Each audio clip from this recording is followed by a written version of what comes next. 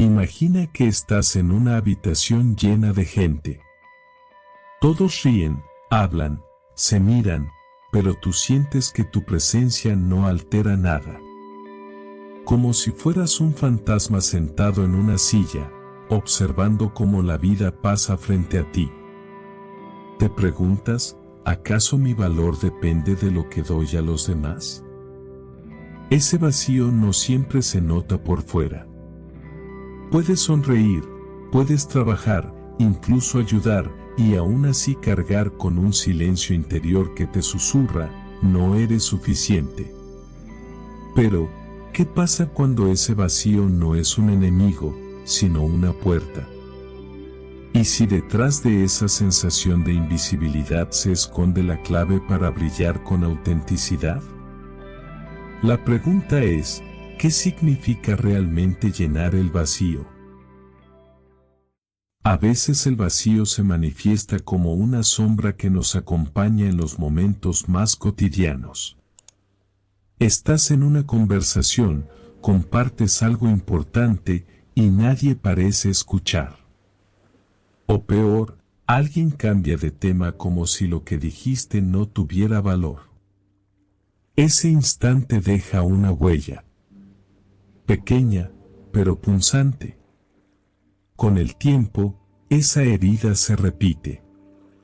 En la escuela, en la familia, en las amistades. Hasta que un día, sin darte cuenta, aprendes a hacerte pequeño. A no molestar. A no brillar demasiado, por miedo a ser ignorado otra vez. Es como si vivieras detrás de un cristal empañado. Ves a los demás disfrutando del sol, pero tú apenas recibes un reflejo tenue de esa luz. Y cada vez que intentas limpiar el vidrio, la neblina regresa. Ese vacío se disfraza de autosuficiencia, no necesito a nadie. O de exceso, voy a dar tanto amor, que al fin me verán. Pero en el fondo, sigue siendo la misma pregunta no resuelta, ¿soy digno de ser visto tal como soy? Y aquí surge el dilema, cuanto más corres detrás de validación, más cansado te sientes. Es como intentar llenar un vaso roto. La cuestión es, ¿por qué nuestro cerebro insiste en repetir este ciclo de vacío y búsqueda? La psicología explica algo clave, nuestro cerebro está diseñado para buscar conexión. El apego, desde la infancia, no es un lujo, es supervivencia. Cuando un bebé llora y alguien responde, su cerebro libera dopamina y oxitocina.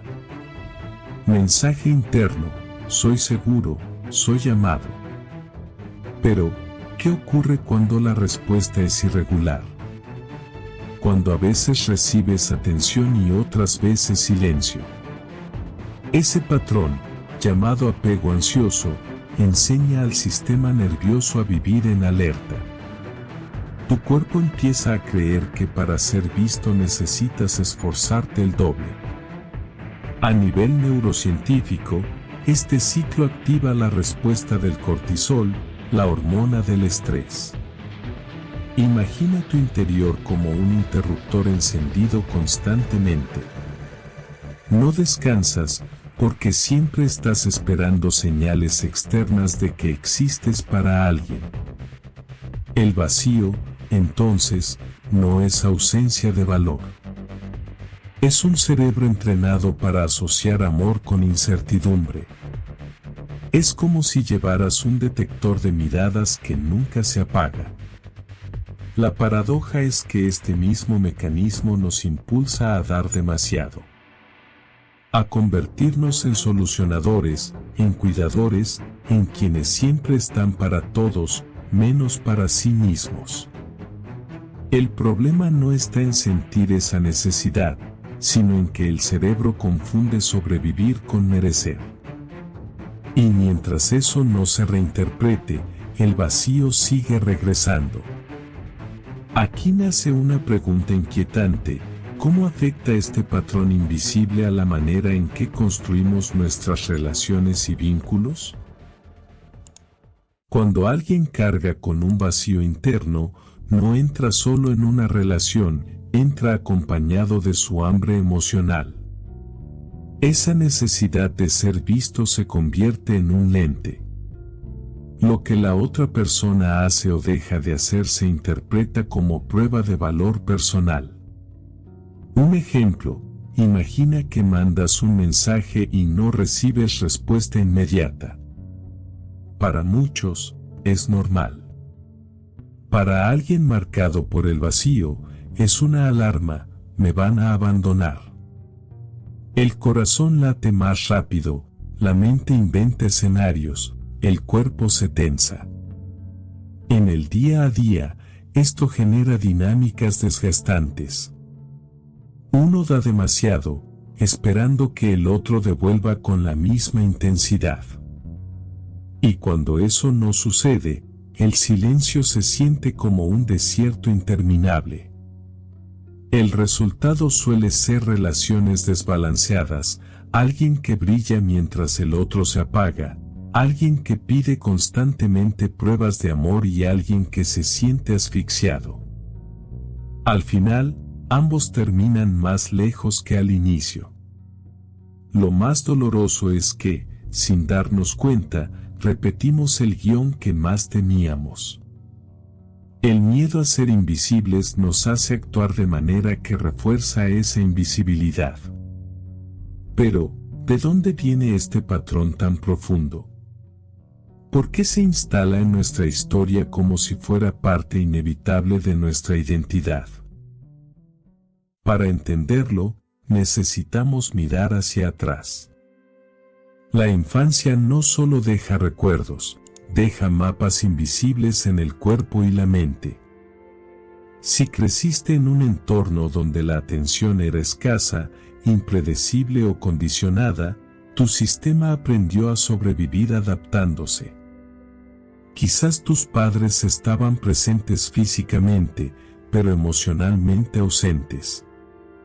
Quizás recibías elogios solo cuando cumplías expectativas. O quizás viviste rechazos abiertos, palabras duras que hicieron que tu esencia se escondiera. Ese ambiente graba mensajes invisibles, solo valgo cuando rindo, debo cuidar a otros para merecer cariño, si muestro demasiado, molesto. La memoria no siempre es consciente, pero el cuerpo recuerda. Esa opresión en el pecho, ese nudo en la garganta al pedir algo, ese miedo a decepcionar, son cicatrices de experiencias tempranas. La neurociencia habla de la plasticidad cerebral, lo que repetimos se convierte en camino automático. Así, de adultos, reaccionamos con las huellas de ayer. El vacío, en realidad, es un eco. No es de ahora, es la voz de un niño interior que sigue esperando ser visto sin condiciones. El desafío es reconocer que esas heridas no fueron culpa nuestra. Y, al mismo tiempo, aceptar que ahora sí es nuestra responsabilidad sanarlas. La pregunta es, ¿cómo transformar un vacío heredado en un espacio fértil para autenticidad y luz propia? La salida no es llenar el vacío con más ruido externo, sino escucharlo con honestidad. El primer paso es atreverte a quedarte contigo mismo, incluso en silencio. Al principio puede ser incómodo, porque tu cuerpo asocia quietud con abandono. Pero poco a poco, ese silencio se convierte en aliado. Una práctica sencilla: observa tus necesidades como si fueran un niño pequeño que toca tu hombro. No lo ignores, no lo reprimas, no le digas que molesta. Escúchalo. Dile, te veo, estás aquí, y tu valor no depende de nada más. Cuando aprendes a darte ese reconocimiento, tu cerebro empieza a crear nuevas rutas neuronales. La dopamina ya no viene solo de agradar a otros, sino de validar tu propia existencia. Esto no significa cerrarse al mundo. Al contrario, significa entrar en las relaciones desde un lugar más auténtico. Ya no como alguien que pide constantemente prueba de valor, sino como alguien que comparte desde la plenitud. El vacío, entonces, se convierte en un terreno fértil. Porque en él ya no proyectas exigencias ni miedos, sino semillas de autenticidad. Brillar con autenticidad no es ser perfecto ni estar siempre fuerte. Es poder decir, soy humano, tengo heridas, pero también tengo luz. Cada vez que eliges mostrarte sin máscara, das permiso a otros de hacer lo mismo. Y eso crea vínculos reales, donde ser visto ya no es un premio, sino una consecuencia natural de ser tú. La pregunta final es, ¿qué pasaría si, en lugar de huir de tu vacío, lo abrazaras como el espacio donde tu verdadera luz puede encenderse? Quizás el vacío nunca desaparezca del todo. Pero deja de ser un enemigo cuando entiendes que no está allí para castigarte, sino para recordarte algo esencial, que tu valor no se mide en aplausos, ni en miradas, ni en respuestas inmediatas. El vacío puede ser un espejo. Y en ese reflejo, lo que brilla no es lo que falta, sino lo que ya eres. Tal vez la cura comience cuando descubres que no necesitas correr tras la validación, porque lo que buscabas siempre estuvo dentro de ti: amor, presencia, autenticidad. Y ahí, en ese instante, el vacío se convierte en luz.